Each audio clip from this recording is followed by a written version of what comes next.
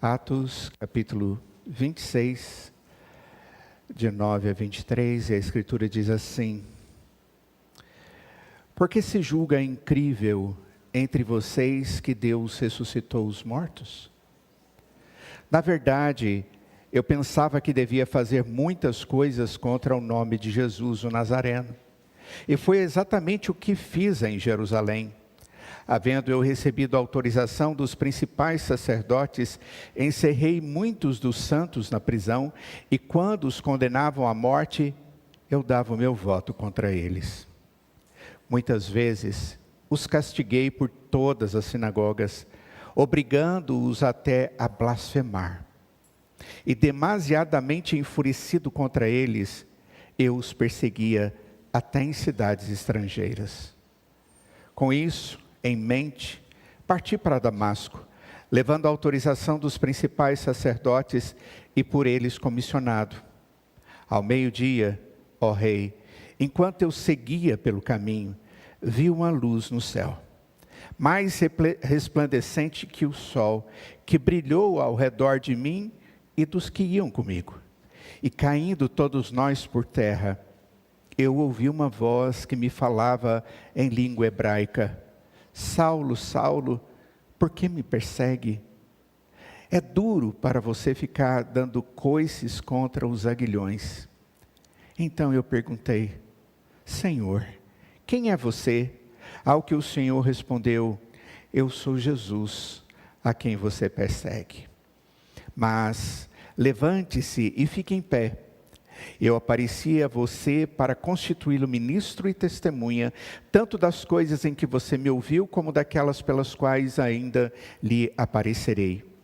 Vou livrar você do seu próprio povo e dos gentios, para os quais eu o envio, para abrir os olhos deles e convertê-los das trevas para a luz, e do poder de Satanás para Deus, a fim de que eles recebam remissão de pecados e herança entre os que são santificados pela fé em mim.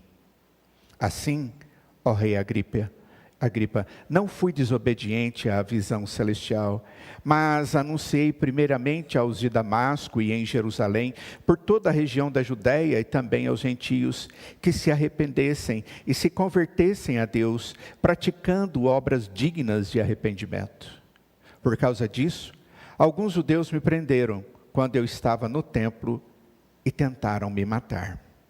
Mas, com a ajuda de Deus, permaneço até o dia de hoje, dando testemunho tanto a pequenos como a grandes, nada dizendo, a não ser o que os profetas e Moisés disseram que ia acontecer. Isto é, que Cristo deveria padecer, e sendo o primeiro da ressurreição dos mortos, anunciaria a luz ao seu próprio povo e aos gentios. Vamos orar.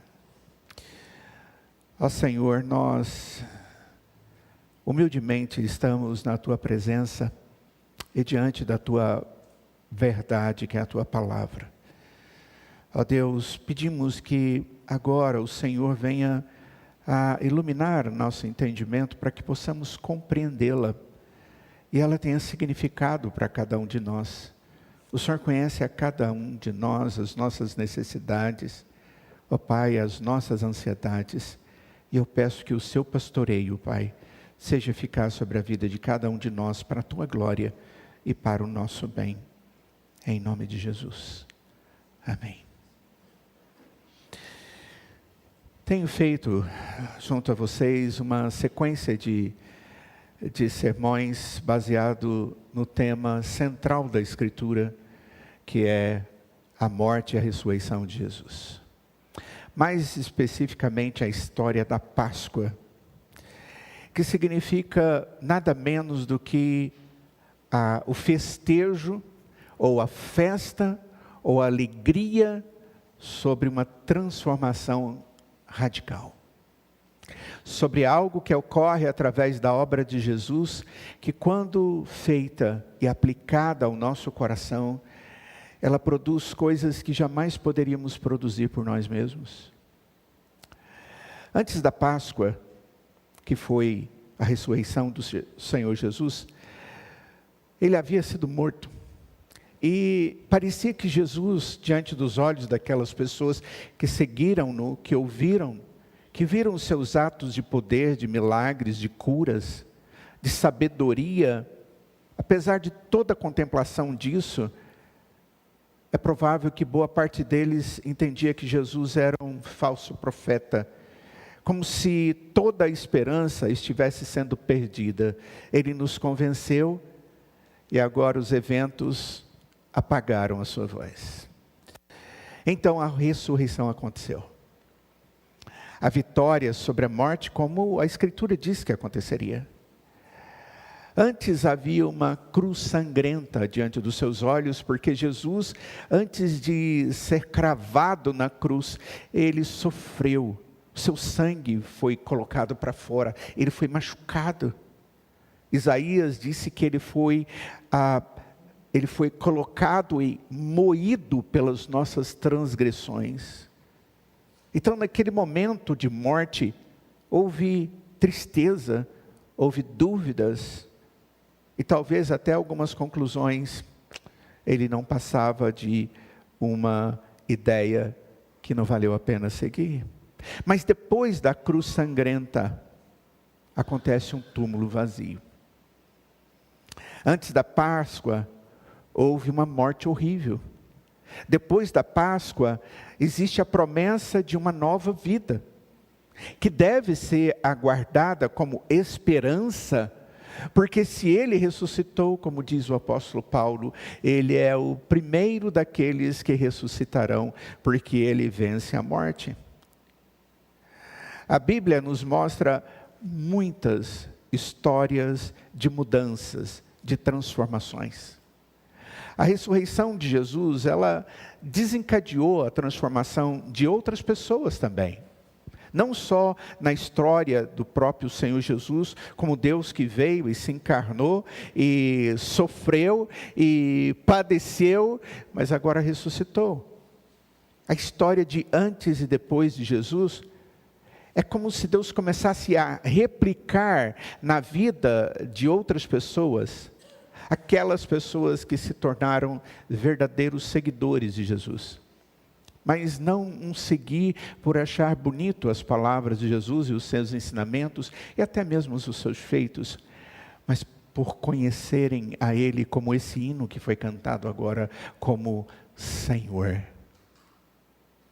Aquele que reconhece a Jesus como Senhor e o segue como Deus e Salvador da sua vida, quando ele crê no Senhor Jesus, existe uma transformação.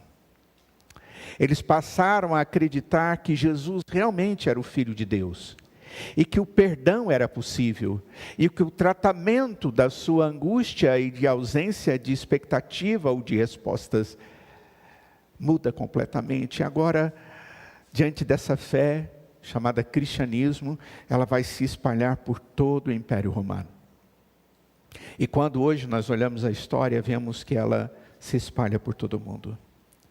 Se nós fôssemos escolher uma das histórias mais significativas de transformação da Bíblia, o que aconteceria é que provavelmente nós chegaríamos no apóstolo Paulo e diríamos, talvez ele está no topo ou perto do topo da lista daqueles que é demonstrada a história de um homem que era uma coisa e se tornou outra. Era alguém distante de Deus e que tinha sangue nas suas mãos continuamente, para um homem que passa a ser limpo pelo próprio agir de Deus na sua vida e ser o proclamador do verdadeiro Evangelho. A transformação que houve no apóstolo Paulo foi algo significativo. Houve um momento na vida de Paulo em que ele encontrou o Jesus ressuscitado. E aqui nesse texto ele está diante do governador e de autoridades, sendo inquirido sobre a atividade dele. Ele mesmo diz, olha, eu estava simplesmente proclamando aquilo que quando encontrei o Senhor Jesus, ele disse para eu fazer, mas os judeus não gostaram e eles me prenderam e aqui estou eu. E ele vai falar a respeito disso. Ele disse, olha, houve um tempo em que, tendo recebido tudo o que era necessário, como permissão, como autoridade, eu passava pegando as pessoas que eram cristãos, eram amantes de Cristo, transformados por Cristo, e os enlaçava, colocava sobre eles algemas, colocava nos seus pés bolas pesadas. E não eram poucos aqueles que eram condenados à morte, e ele diz, e eu consentia com isso. E ele diz que indo a Damasco para executar exatamente a continuação desse propósito dele, e é muito interessante entender, porque Damasco não está dentro do limite da fé judaica, mas está dentro do domínio romano, e ele vai a Damasco para prender aqueles que já estavam lá crendo no Senhor Jesus. O evangelho já tinha crescido bastante, e quando ele estava a caminho com os seus, ele era um líder, e tinha sob sua tutela 100 homens, para fazer essa atividade agressiva contra os cristãos e o cristianismo. Ele diz, olha, veio uma luz ao meu redor e ao redor de todos que estavam comigo, mas eu ouvi uma voz. E agora ele conta essa história aqui no livro de Atos, mostrando o que era ele antes e o que é ele depois. O que é ele antes, ou era ele antes, de conhecer o Jesus. Mas não era um Jesus como era pensado por ele. Porque na verdade ele não acreditava em Jesus como Filho de Deus. Ele não acreditava na mensagem do Senhor Jesus. Ele não acreditava na fé daqueles e na transformação que havia na vida daquelas pessoas. Mas agora o Senhor, pessoalmente, ressuscitado, vem diante dele e se demonstra como o Deus Todo-Poderoso. Diz o texto que ele não pôde ficar de pé diante deste, que ele não sabia quem é, e ele pergunta, quem és tu? E ele usa a expressão, Senhor. Porque ele sabia que estava diante daquele que verdadeiramente era maior do que tudo, e que havia parado ali aquele momento da história, havia gerado um ambiente totalmente diferente, e agora ele precisa saber quem é esse Senhor, e ele diz, eu sou Jesus a quem você persegue. Mas Paulo sabia que Jesus havia sido morto, e agora o Jesus vivo vem diante dele e diz, sou eu, Jesus. Aquele momento foi o momento da transformação da vida daquele homem. Ele teve o seu coração atingido. Ele teve a sua mente transformada. E a partir daquele momento, a sua vida era a partir da convivência com Cristo. Há 2 lugares onde nós aprendemos sobre essa história transformadora da vida de Paulo. A primeira e a segunda estão no livro de Atos. A primeira em Atos capítulo 9, onde o texto mostra o que acontece. Depois, no capítulo 26, ele contando exatamente o que ele mostra no capítulo 9, àqueles que o confrontavam, que queriam entender por que ele está sendo julgado. A minha proposta é de caminharmos para que possamos compreender como que o Jesus ressuscitado move as pessoas das trevas para a luz e a vida. Como contemplar Jesus faz diferença na vida de uma pessoa. Porque quando Deus, na sua imensa misericórdia, Ele tira a venda dos nossos olhos. Paulo em Efésios diz que ele abre os olhos do nosso coração para que possamos compreender quem é esse Deus que está diante dos nossos olhos. Não é simplesmente um homem, é o Deus encarnado que havia morrido e venceu a morte através da ressurreição. Vamos tentar entender isso. Mas não simplesmente na vida do apóstolo Paulo, mas o que isso significa para mim e para você, como mensagem de Deus na sua palavra. E para isso, eu gostaria de conduzi-lo a pensar de onde nós partimos. Nós partimos das trevas. Essa ideia, o texto aqui do capítulo 26 dá-nos também, dizendo que antes de Cristo nós estávamos nas trevas. Havia escuridão. A ideia é de ausência de entendimento. Aqui não é que as luzes estavam apagadas ou o sol não trazia a sua luz e nós vivíamos cambaleando daqui para lá, mas as trevas aqui apontam para uma realidade espiritual de ausência de comunhão com Deus, que é luz, que traz iluminação correta para que eu possa discernir adequadamente aquilo que está diante dos meus olhos.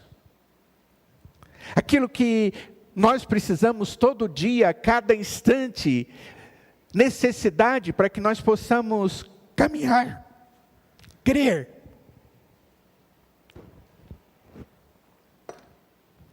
E decidir. Eu quero isso, eu não quero aquilo, aquilo é bom, aquilo é ruim.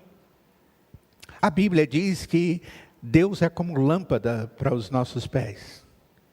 Mas antes da presença de Deus na nossa vida, nós andamos nas trevas. Ou seja, nós caminhamos com o coração que nós temos. Herdados de Adão. Pecadores. E que temos os hábitos de pecadores. Essa é a nossa realidade antes de Cristo. O apóstolo Paulo, ele é considerado como o maior missionário cristão de todos os tempos. E não é à toa. Ele trouxe as boas novas sobre Jesus aos gentios. Ele foi autor de 13 dos 27 livros que nós encontramos no Novo Testamento. Durante o primeiro século, ninguém teve mais influência na propagação do Evangelho do que esse homem chamado Paulo. Aqui no capítulo 26, diante do rei Agripa, depois de ter sido preso em Jerusalém pelos judeus, ele está falando a respeito da história da graça de Deus na sua vida. Ele estava abrindo caminho pelo sistema judicial, depois de fazer um apelo a César. Ele disse, não, eu sou um cidadão romano, eu quero ser levado até César em Roma. Mas ele tinha que falar com aquelas lideranças daquele lugar antes de ir para Roma. Então Paulo estava preso em Cesareia, o governador romano da região chamava Festo, queria alguns conselhos. Então ele buscou a opinião do rei Agripa. É interessante isso. De repente são só nomes para nós, mas quando nós vamos entender quem são eles, Agripa era o rei que estava familiarizado com questões religiosas. Ele era neto de Herodes, o Grande. E quando nós olhamos para a história, Herodes o Grande foi aquele homem que havia construído o grande templo de Jerusalém, que estava de pé naquela época. Era um homem que havia feito tudo dentro dos preceitos da Bíblia. E ele era neto desse homem. O reinado de Agripa incluía a supervisão da questão do templo e das religiosidades que eram exercidas ali naquela região da Judéia. É interessante porque durante o Império Romano, os romanos tinham uma estratégia, e a estratégia é, eles dominavam politicamente, eles dominavam financeiramente, eles dominavam a questão dos tributos, eles dominavam essas questões todas, mas eles permitiam que as pessoas mantivessem as suas religiosidades e tivessem os seus cultos. Eles poderiam fazer isso.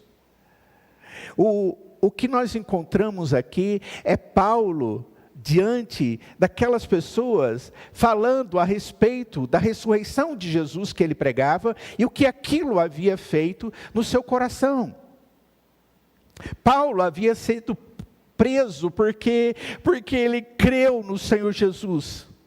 E ele foi preso não só porque ele creu, mas porque ele cumpriu o propósito que o Senhor Jesus Cristo deu a ele, a partir do momento que o Senhor conversou com ele, se mostrou para ele, abriu os olhos do entendimento e da alma daquele indivíduo, para que ele visse não um Deus morto na cruz, mas um Deus ressuscitado.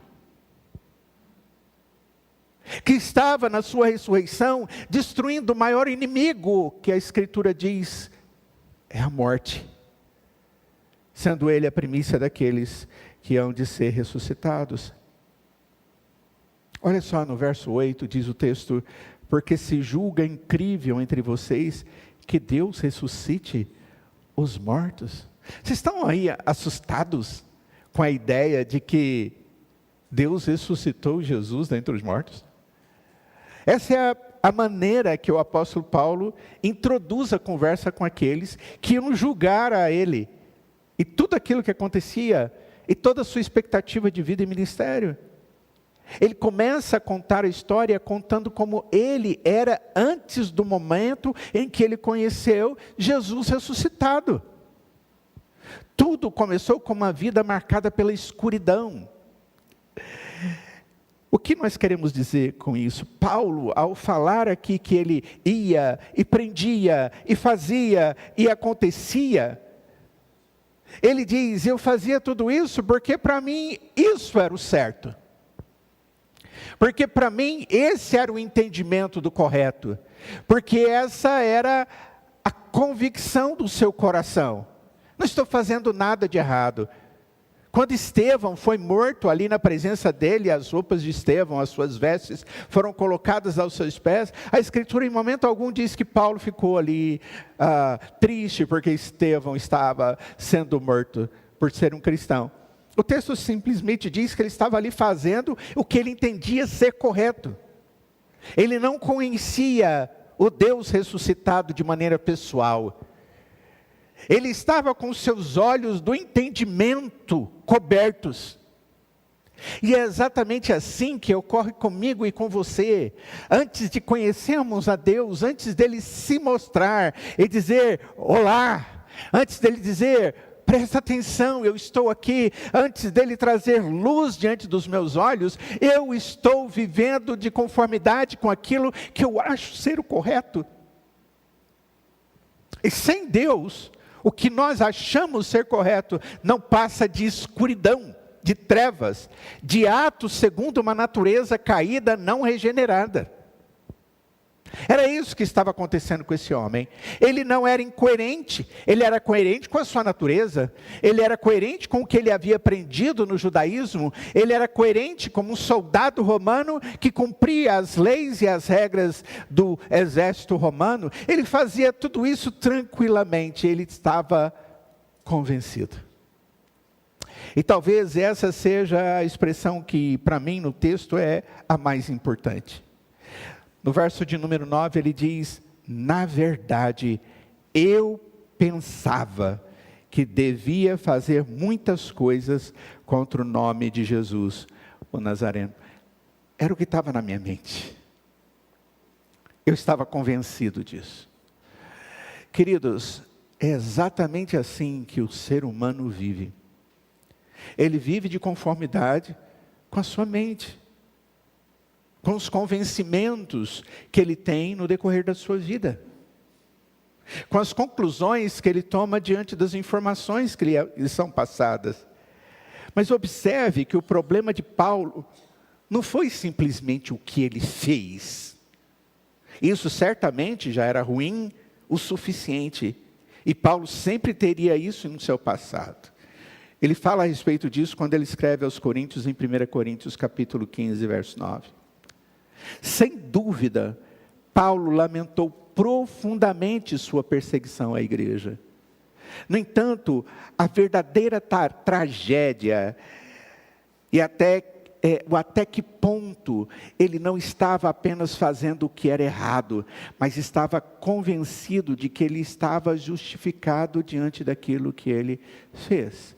E é muito comum isso para nós, queridos. Nós nos convencemos de aquilo que estou fazendo é viável, é adequado. Afinal de contas, eu quero ser feliz. Então, se eu posso ser feliz, isso que eu estou fazendo me traz alegria, beleza, é isso mesmo. O que eu estou pensando, o que eu estou lendo, o que eu estou ouvindo, o que eu estou procurando para ver, o que eu estou manipulando, como eu estou agindo, eu me convenço a respeito dessas coisas, para que eu possa viver tranquilo, como se tudo tivesse bem. Mas essa é a autossabotagem que nós fazemos contra nós mesmos, porque a nossa natureza é caída. E nós não percebemos que ainda estamos cegos, quando ainda não temos a luz de Cristo em nós.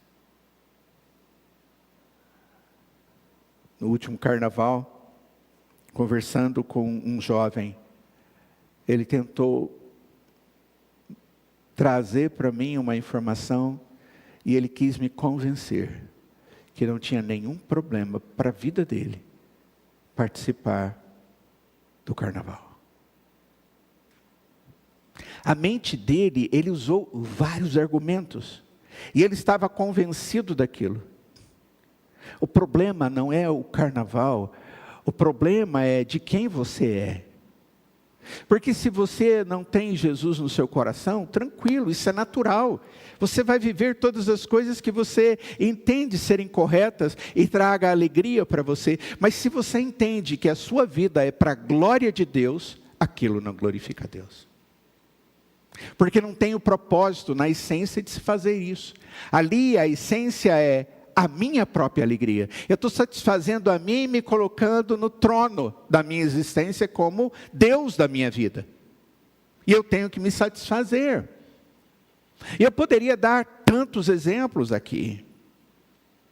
A grande verdade é que Paulo teve ações terríveis, mas é a sua cegueira que verdadeiramente é trágica. Porque as ações, elas são fruto da nossa crença. Elas são fruto daquilo que eu considero.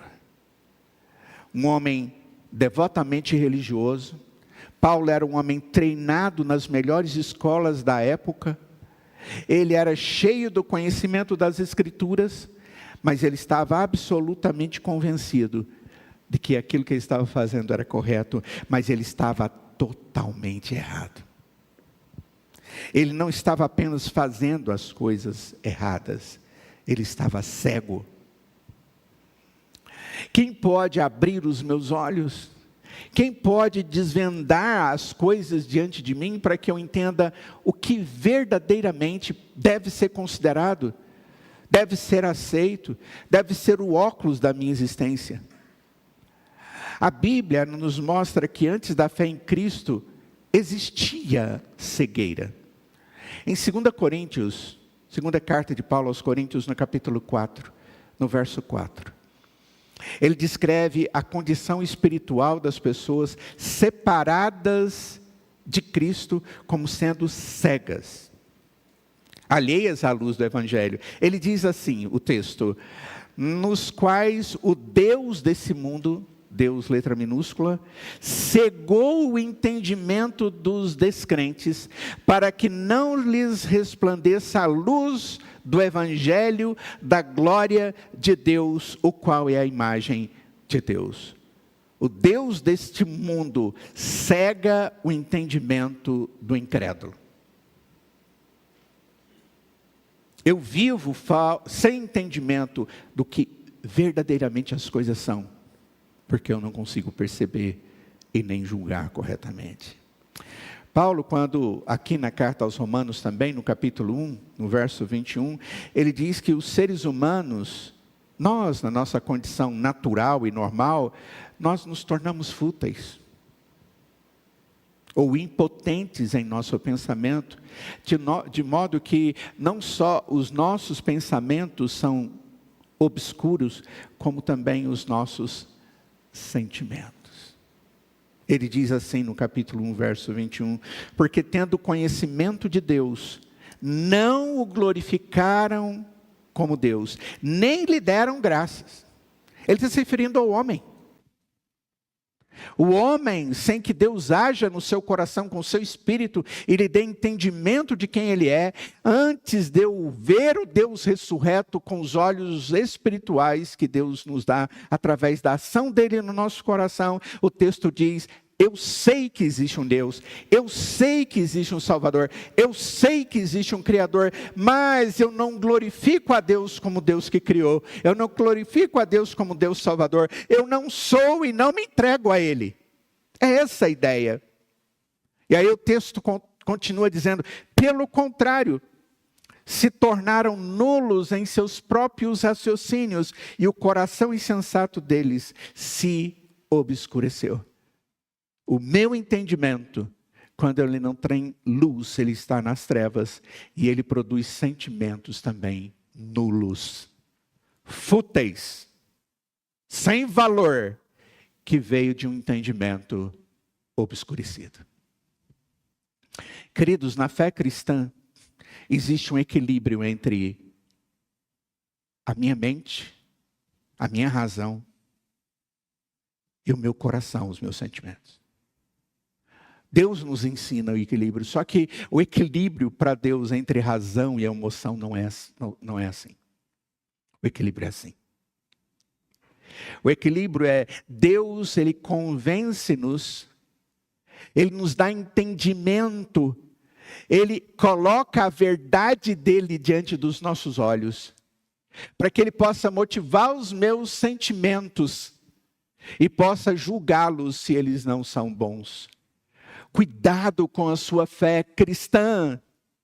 Não tenha uma fé onde os seus sentimentos, onde as suas tradições, onde as suas formas de pensar baseado nas emoções que você tem recebido durante toda a sua história, seja maior do que a verdade da Escritura, que nos aponta de que Cristo é o Salvador, que Ele é Redentor, que Ele morreu em seu lugar e Ele ressuscitou em seu lugar. É isso que manda. É isso que te tira das trevas. É isso que traz luz aos seus sentimentos, às suas escolhas, para as suas boas ações. Porque a Escritura diz que Deus nos salva para as boas obras. É a Escritura que diz. Nem mesmo é a igreja quem dita. Mas o Deus da Escritura. O apóstolo Paulo também, ele diz em Colossenses capítulo 2, no verso 13, que nós estamos todos mortos nos nossos pecados. E é uma realidade que nós não podemos fugir dela. E ele diz, e quando vocês estavam mortos nos seus pecados e na incircuncisão da carne, Ele lhes deu vida juntamente com Cristo, perdoando todos os nossos pecados. Sendo assim, queridos, o problema com Paulo, antes de conhecer Jesus, é o mesmo problema que todos nós temos antes de conhecer Jesus. Nós estamos convencidos de que nós estamos certos, afinal de contas sou eu que determino a minha vida, a minha alegria, os meus investimentos, as minhas convicções. O apóstolo Paulo, ele foi convencido por Deus na medida em que Deus muda o coração dele. Na medida em que Deus aparece diante dele, não como um Deus simplesmente de história, não uma historinha, mas de um Deus verdadeiro que saiu da morte e que pode nos tirar da morte e nos transportar para o reino da vida. Somos mortos-vivos e estamos convencidos de que o que estamos fazendo é o que deveríamos estar fazendo. E fazemos isso de maneiras criativas. Eu fico tão impressionado a respeito da forma com que nós somos criativos para viver nos convencendo com o que é errado. Nós olhamos para outras pessoas e comparamos as nossas deficiências com as das outras pessoas e nos convencemos de que não somos tão ruins quanto os outros são. Nós consideramos fazer algo que sabemos que provavelmente é errado, mas nós acabamos nos convencendo de que merecemos o prazer, a alegria, a satisfação do que essa coisa pode nos trazer. Nós nos envolvemos em atividades, em comportamentos viciantes, viciados, e nos convencemos de que podemos parar a qualquer momento, mas nunca o fazemos e jamais conseguiremos fazer. Nós sabemos que não é certo ser ofensivo, cheio de ira e raiva para com os outros, mas nós nos convencemos de que os nossos sentimentos e a nossa dor nos dão o direito de dizer coisas das quais nós vamos arrepender mais tarde. Afinal de contas, você me irritou demais. Você errou demais comigo e agora eu vou ser forte com você. É exatamente assim que nós somos antes de Cristo. Quantas vezes você disse para si mesmo, o que está passando na minha mente? Afinal de contas, o que está acontecendo comigo para eu estar vivendo desse jeito? Mas o verdadeiro problema não é a ausência de pensamento, irmãos. Nós pensamos. Muitas vezes nós ficamos com a consciência pesada dos erros que cometemos, por ter nos convencido a nós mesmos a errar. É preciso que pensemos muito para fazer as coisas que nós fazemos, mesmo as coisas das quais nós vamos nos arrepender mais tarde. Não, o verdadeiro problema é o que nós convencemos de que nosso pensamento está correto e nós agimos de acordo com ele. É isso que é estar nas trevas. Quando o apóstolo Paulo vai se defender diante daqueles homens como um cristão, ele diz, olha, eu recebi todas as autorizações para fazer estas coisas. Eu estava convencido disso. Mas eu entendi depois de que eu estava errado. Eu estava cego. Eu não conseguia entender a verdadeira essência da graça de Deus. É isso que Paulo está dizendo aqui nesse texto. Nós não podemos olhar para trás em nossas vidas e ver isso. Talvez fosse um relacionamento ruim e você sabia que não deveria estar naquele relacionamento, mas você esteve. É mais ou menos isso que Paulo está dizendo. Ou você pensa em como tratou os seus pais, ou um amigo, e agora você diz, como eu estava enganado. Ou talvez você tenha sido terrivelmente, cruelmente ator diante de alguém, e embora tenha sido estranhamente gratificante ter sido duro com aquela pessoa, agora você vê o que realmente você fez e que não tinha direito. É exatamente isso que Paulo está testemunhando diante daquelas pessoas. Quando eu conheci, quando eu vi, quando eu me congreguei, quando eu estava na comunhão com o Senhor Jesus, os olhos dele foram abertos, porque até aquele momento ele estava na cegueira e achando que estava tudo bem. É isso que acontece com todos nós. A Bíblia chama isso de cegueira, pensamento fútil, e estamos espiritualmente mortos. Essa é a escuridão do coração humano. O problema de Paulo é o meu problema e o seu problema. O problema de Paulo é porque ele está vivendo algo que ele está enganado e baseando a sua vida. Todos nós, eu e você, compartilhamos esse problema comum e ele se relaciona com a Páscoa, sem sombra de dúvida. Porque afinal de contas, o que o Jesus ressuscitado significa na minha vida?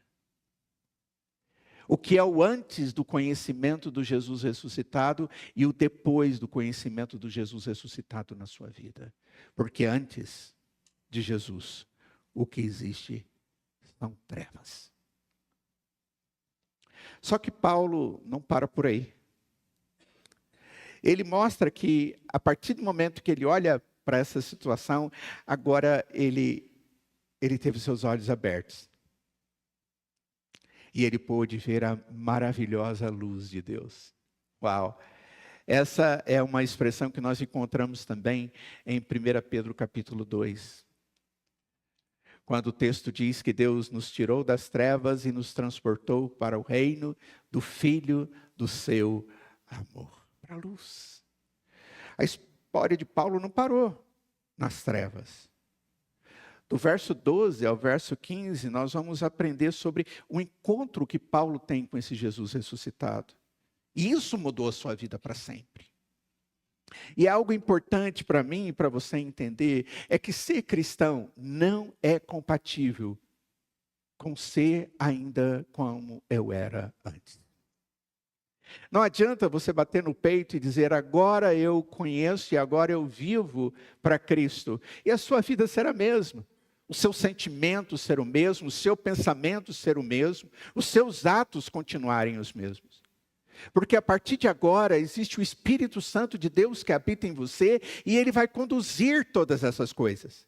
E certamente você não agirá mais como cego. Você agirá a partir da luz de Cristo, que ilumina os seus olhos, que ilumina a sua alma e que dá verdadeira alegria para viver para a glória de Deus. É isso que é viver para a luz, ou segundo a luz. Foi exatamente isso que mudou a vida de Paulo para sempre. O que aconteceu?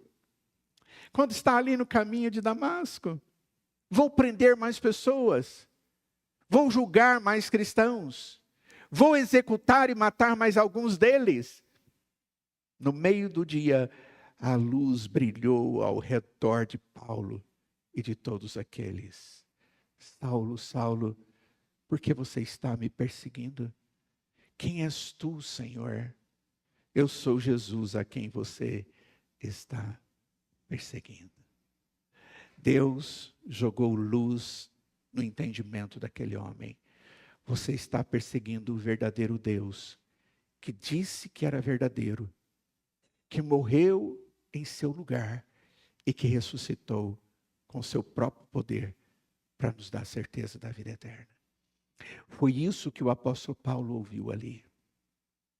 Esse é o significado desta conversa do Senhor Jesus com o apóstolo Paulo.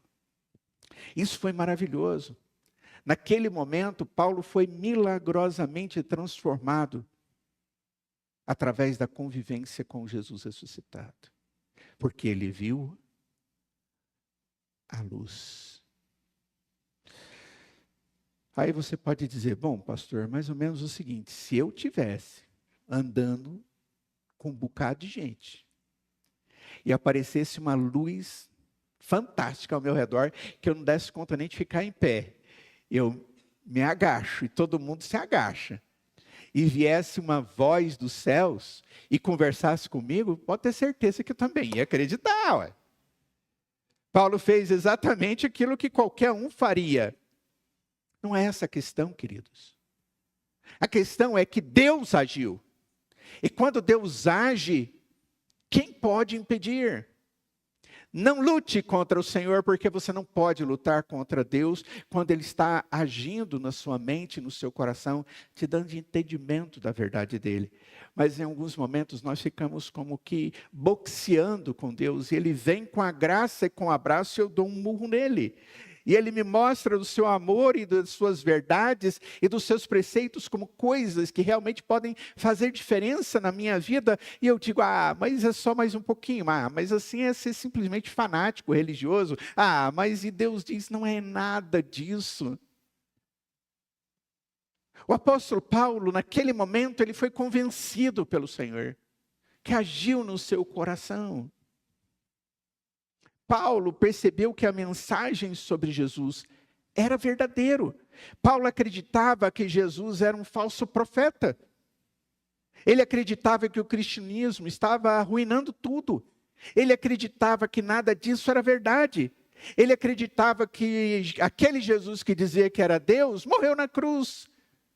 Que a sua ressurreição não aconteceu. Alguns dos seus discípulos foram lá tiraram a pedra e roubaram o seu corpo. Era isso que ele acreditava. Então ele conheceu Jesus. E Jesus falou com ele. E Paulo ficou cara a cara com a realidade de que Jesus realmente estava vivo. A ressurreição era verdadeira. E se isso era verdade, então tudo sobre o cristianismo era verdade. É Deus quem nos convence. Não brigue contra Deus. Porque a graça de Deus, ela é irresistível. Você sabe, ou você sabia, que Jesus ainda fala hoje por meio da sua palavra, a Bíblia. O apóstolo Paulo, escrevendo em 2 Timóteo capítulo 3, verso 16, ele diz que a Escritura é a palavra de Deus, porque ela é inspirada por Deus. Em Hebreus capítulo 4, no verso 12, diz que a palavra, ela é viva, ela é eficaz, e ela é capaz de discernir pensamentos e intenções do coração. O que significa que a palavra é capaz de nos mostrar quem realmente somos. Queridos, Deus continua falando com aqueles que Ele resolveu amar, do jeito que Ele falou com Paulo. Hoje Deus fala conosco através da sua palavra. Você já leu a Bíblia? Você sabe o que diz sobre Deus ser o Criador? É verdade. O que diz sobre o problema do nosso pecado e a solução através da cruz? É verdade. Do mesmo jeito que Deus está nos dando a sua palavra como um Deus ressurreto, Ele fez isso ali com Paulo, Ele está fazendo agora aqui com a sua palavra. E se hoje, de alguma forma clara, o Espírito de Deus está mostrando a você que Ele te ama, que Jesus levou na cruz o peso da penalidade do seu pecado, aquele que te tirava da possibilidade da vida eterna, porque o salário do pecado é a morte, que Jesus fez isso tomando de forma intensa, doída, todas as penalidades daquele que Ele resolveu amar. Se você crê que Jesus fez isso em seu lugar, e se você entende que esse Jesus ressuscitou dentre os mortos, para te dar esperança e convicção, creia nisso e seja salvo. Creia nisso e tenha alegria. Creia nisso e saia das trevas para a maravilhosa luz de Cristo. Essa é a palavra de Deus. É sobre isso que a Escritura nos fala. Irmãos, a outra coisa que nós vemos nesse texto é que Paulo entendeu que as suas ações eram uma afronta a Deus. Ao Deus ressuscitado. Não era uma afronta qualquer, era uma afronta pessoal. Paulo estava perseguindo a igreja. E ainda assim o Senhor Jesus diz assim para Paulo: por que você está me perseguindo? É interessante isso, né? Por que você está me perseguindo? Naquele momento, Deus deu a ele entendimento de uma verdade, de que as ações pecaminosas daquele homem eram pessoais contra Jesus. Mas esse não é apenas um caso que nós encontramos qualquer na Escritura. A Escritura nos mostra muito claramente. Lembra a parábola do filho pródigo, aquele que pede para o seu pai: me dê a parte da minha herança. E ele vai embora e começa a viver de forma dissoluta, pecaminosa, e destrói tudo aquilo que o seu pai havia lhe dado, aquilo que seu pai havia construído e dado a ele, e ele fica pobre, com vontade de comer a comida dos porcos. E naquele tempo Deus deu a ele entendimento, abriu os olhos dele, ele viu o Deus verdadeiro e ele diz: vou chegar diante do meu pai, e disse: pequei contra Deus, meu pai. Eu quero que você saiba que eu entendo que eu pequei contra Deus. E eu pequei contra o Senhor. Paulo havia pecado contra Deus. E ele havia pecado contra aquelas pessoas todas que ele maltratou. Mas tudo porque ele teve uma atitude de rebeldia contra Deus. Ele entendeu que Deus o estava chamando para crer, para se arrepender e crer. E quando isso acontece na vida do Paulo, deste apóstolo, a sua vida muda. E a partir daquele momento, este homem é transformado. E é interessante que Deus muda o nome daquele homem de Saulo para Paulo. Jesus invadiu a sua vida e ele acreditou em Jesus. Algum tempo depois, Paulo escreveu uma carta a uma igreja em Roma com uma descrição de como eles também poderiam ser salvos. E ele diz assim em Romanos capítulo 10, a partir do verso 8. Porém, o que se diz, a palavra está perto de você, na sua boca e no seu coração. Isto é, a palavra da fé que pregamos. Se com a tua boca confessar que Jesus é o seu Senhor, e em seu coração crer que Deus o ressuscitou dentre os mortos, você será salvo. Porque com o coração se crê para a justiça e com a boca se confessa para a salvação. É assim que alguém é transformado crendo em Jesus. Sendo retirado das trevas para a vida, com um ato maravilhoso, quando Deus abre o nosso entendimento para conhecermos não o Deus morto, mas o Deus vivo. O Deus de misericórdia, o Deus de amor, que traz alegria para a nossa vida, esperança eterna para a nossa alma. À luz disso, amados, o que eu posso dizer? No verso de número 18, diz assim, de Atos 26, para abrir os olhos deles e convertê-los das trevas para a luz e do poder de Satanás para Deus, a fim de que eles recebam remissão de pecados e herança entre os que são santificados pela fé em mim. Aqui está mais uma vez as boas novas. Qual é a boa nova? As pessoas podem ser trazidas das trevas para a luz. Essa é a boa nova. Qual é a boa nova? As pessoas podem ser libertadas do poder de Satanás, da cegueira. Qual é a boa nova? As pessoas podem receber o perdão dos pecados se creem em Jesus. Qual é a boa nova? Elas podem fazer parte daqueles que estão bem, com alegria, na intimidade do Senhor. Que esperança é essa? Que transformação é essa? Tudo que nós vemos na vida do apóstolo Paulo mudou quando ele conheceu Jesus ressurreto. Você conhece o Jesus ressurreto? Porque se você conhece, louve a Deus nesse tempo de Páscoa. Agradeça a Deus porque Ele fez a obra em seu lugar e Ele cuida de você. Paulo era uma pessoa diferente daquele dia em diante. Ele saiu das trevas para a vida. Se Deus der a você o privilégio de você sentir a luz acendendo dentro da sua alma, saiba que Deus é quem está chamando você. Foi assim que Paulo foi tratado por Deus. E é assim que Deus nos trata. É um chamado individual, pessoal. Eu sei que é Deus que está falando ao meu coração.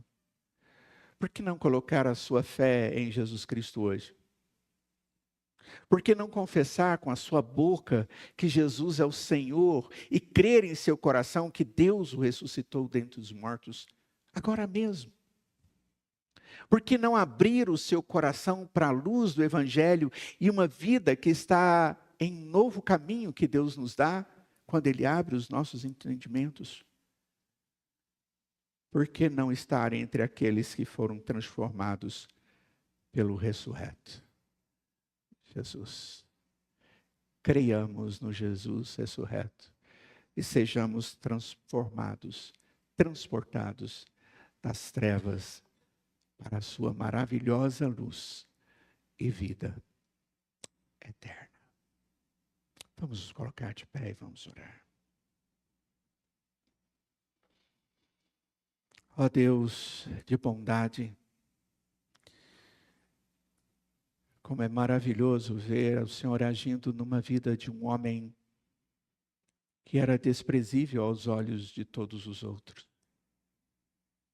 E certamente nós não gastaríamos tempo com ele. Mas o Senhor resolveu usá-lo, salvá-lo. O Senhor resolveu abrir os olhos do seu coração para que ele pudesse, através da luz que há no teu filho, ser salvo. Ó Deus, faça isso na nossa vida. Abra o nosso entendimento para que vejamos que viver longe do Senhor é triste. Não existe vitória contra o pecado. Nós entristecemos o Senhor também. Por isso, Deus, transforma o nosso coração. Dê-nos uma verdadeira fé que seja expressa todos os dias através de uma vida que glorifica o seu nome.